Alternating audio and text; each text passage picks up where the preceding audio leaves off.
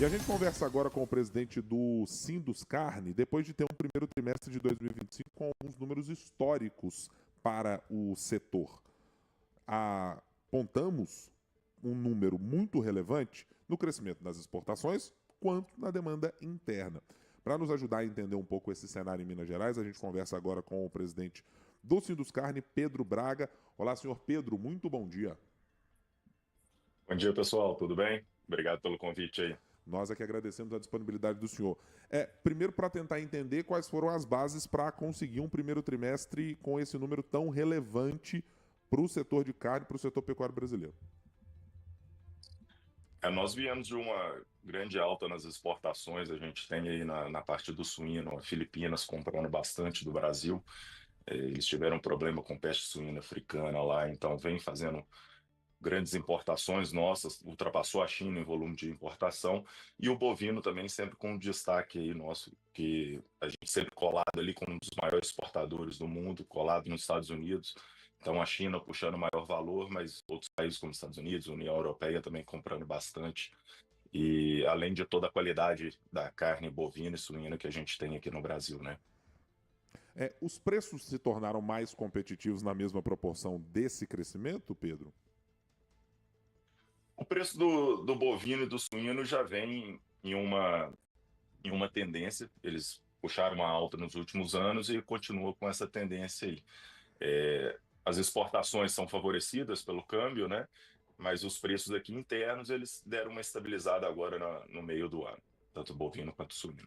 Tem alguma expectativa de que eles melhorem? E eu estou colocando, claro, a lupa sobre o cenário econômico mundial, que está com um grau de volatilidade que não havia em outros momentos. Tem perspectivas de expansão para novos mercados diante exatamente dessa celeuma global? A perspectiva é talvez de um aumento para os Estados Unidos.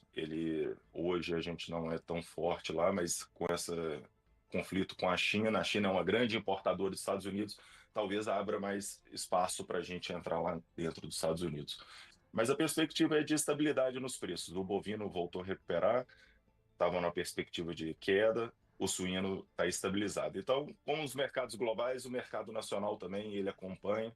Então, a gente acredita numa estabilidade aí, tudo mais constante, né? Vocês vinham falando de arcabouço fiscal, a gente está aí na iminência de tributação de LCA, que é um risco para o setor do agronegócio, uma sobretaxação de imposto de renda na LCA. Então, isso tudo gera custos para a indústria que já é bem penalizada em toda essa cadeia. O senhor tocou num ponto que é central para o setor produtivo, e aí eu queria as suas considerações sobre esta proposta que foi colocada à mesa hoje sobre a medida provisória. Qual é o tamanho do impacto que ela pode ter na avaliação do senhor para o setor?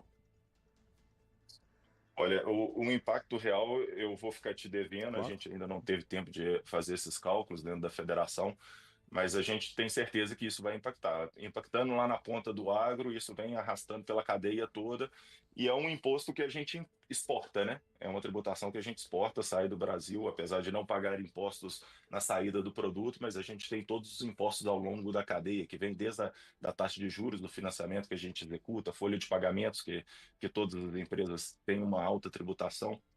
Então, isso acaba chegando no produto final, tanto aqui para o mercado nacional quanto para o mercado externo. Pedro, Júlio Vieira falando com o senhor, bom dia. Sobre o abate de fêmeas bovinas, que cresceu muito aqui no país, isso também foi observado aqui em Minas Gerais e o que pode significar para o futuro da produção de bezerros e também dessa cadeia produtiva como um todo?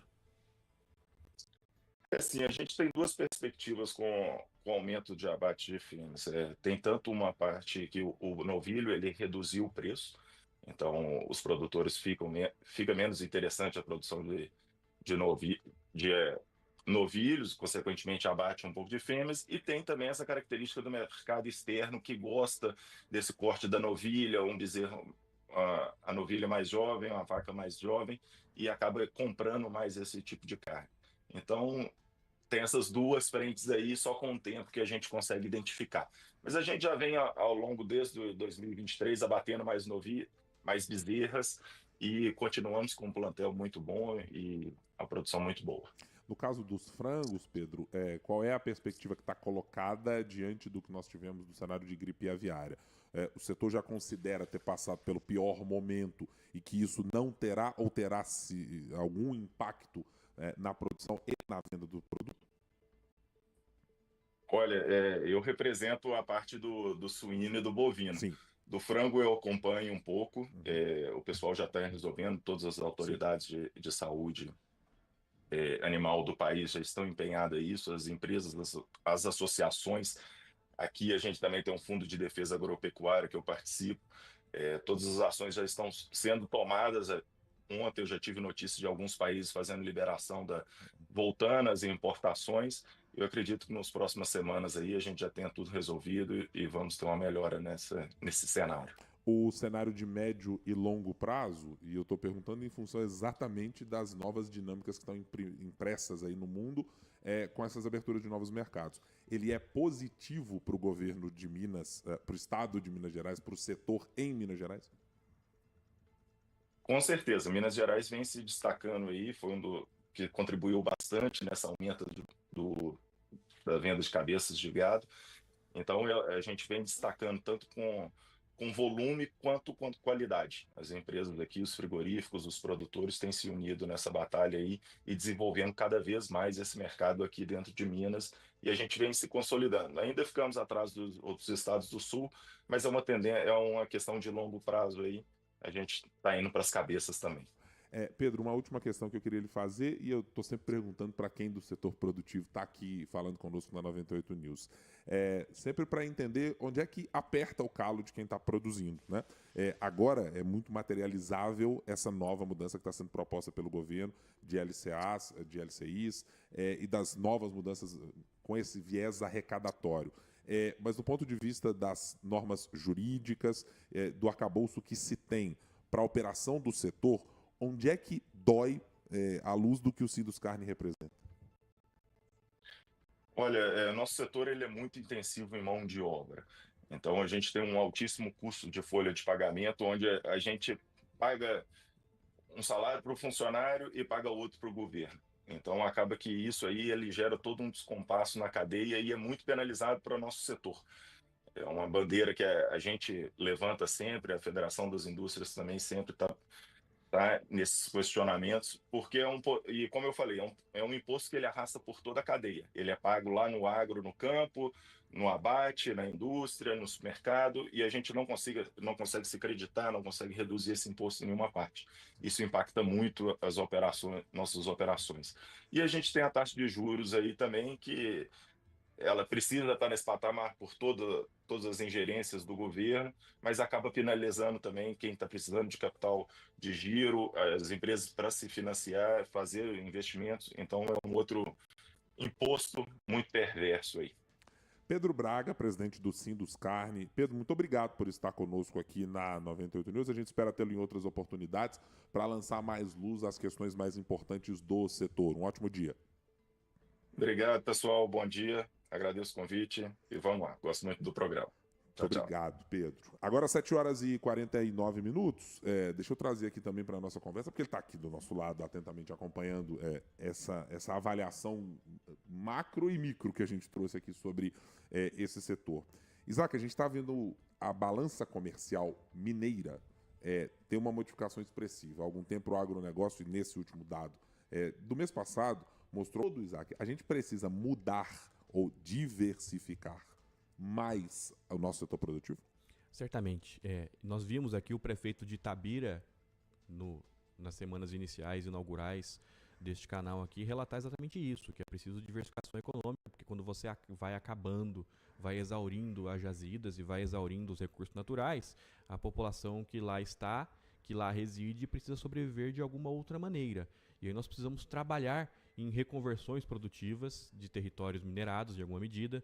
Nós precisamos criar novas oportunidades, novos negócios e atrair novas potencialidades para cada uma das regiões. Certamente, o agropecuário no Brasil é um dos tópicos em que a gente deveria ficar mais atento, haja visto que nós somos extremamente competitivos, nós temos vantagens comparativas locacionais, temos vantagens comparativas regionais, temos expertise nisso que fazemos, e aí é uma oportunidade. Diversificar é essencial para que nós tenhamos uma indústria e um segmento de serviços, uma pecuária que seja pujante, que seja intensiva em tecnologia, que cresça e gere impactos econômicos e desenvolvimento econômico, transbordamentos para todos os setores e regiões do Estado.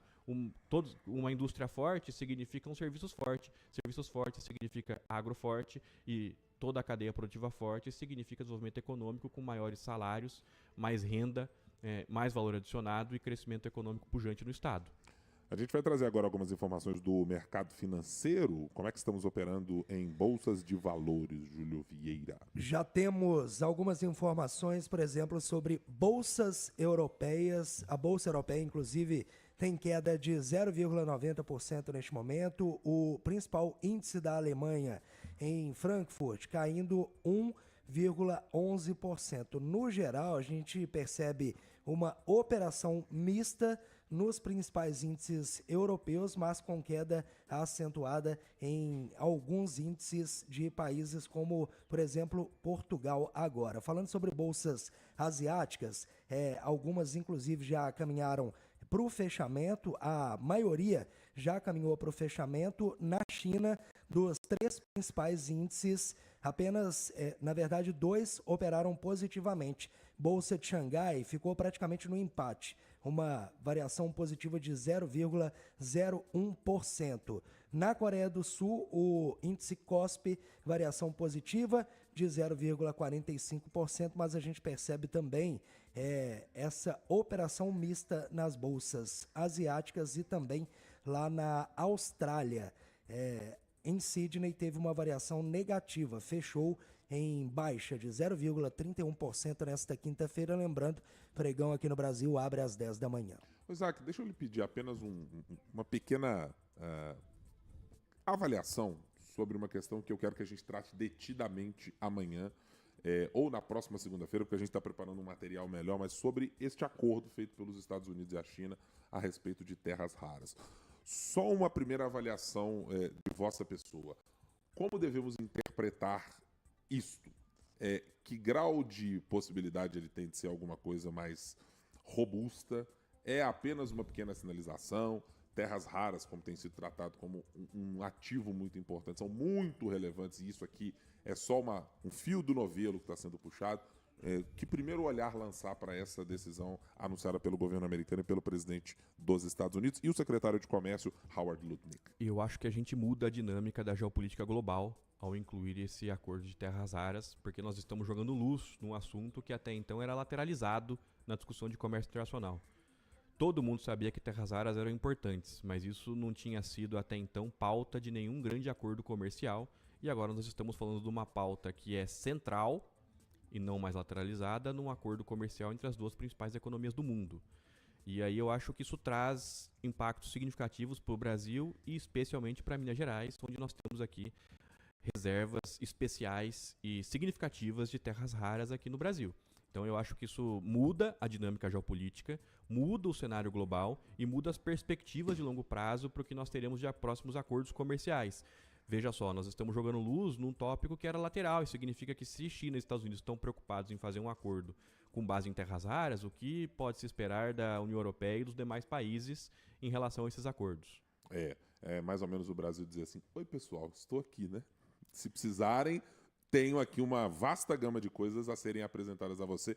Claro que não é nada em comparação ao que a China tem em termos de volume, de extensão territorial e de potencialidades por lá, mas ainda assim, todo o dinheiro é válido nessa conversa. Com certeza. Nós voltamos à roda nesse aspecto e quem sabe nós possamos ter um outro boom de commodities, mas aí associado às commodities de terras raras especialmente. Eu acho que isso muda o jogo e só para deixar aqui um comentário final a esse respeito, para além das terras raras, esse acordo comercial é muito importante para dar tranquilidade para a economia global de um modo geral. Isaac Carlos, aqui conosco na 98 News, no Start 98. A gente volta a se falar amanhã, Isaac.